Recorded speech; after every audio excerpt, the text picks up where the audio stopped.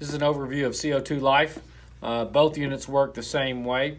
They work by electrifying a solid carbon block that's inside here, which breaks down into CO2 and carbonic acid. It's designed to help your plant tank do better without any hassle at all.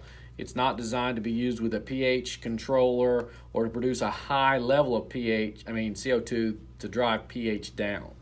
That being said, I'm going to show you a few things you need to know about CO2 Life.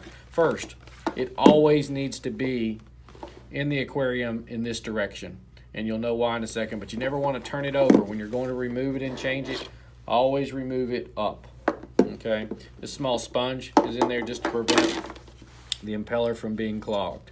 This is a CO2 reactor, so what happens is water goes in to the chamber here, CO2 bubbles are produced here, and you get a fine little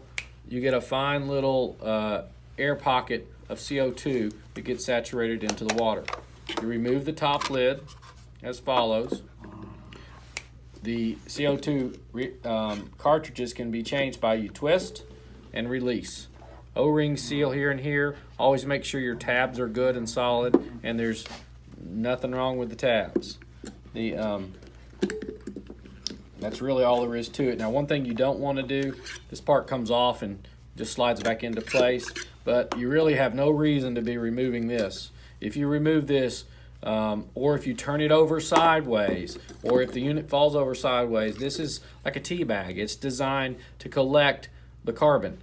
And the only way the carbon can get out is if you turn it sideways, or if you have the electricity by looking at this dial when it's at the top. See the plus and the minus. If you have it turned up too high, you could cause some of the CO2 to come out, but that's not usually the cause. The cause is mostly from the unit being turned over sideways.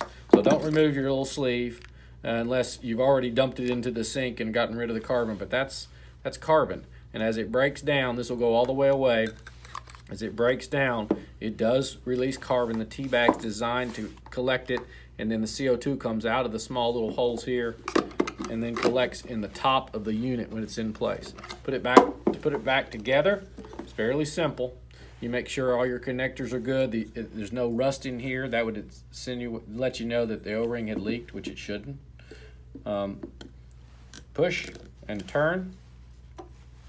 This goes back into position. This slides back into position.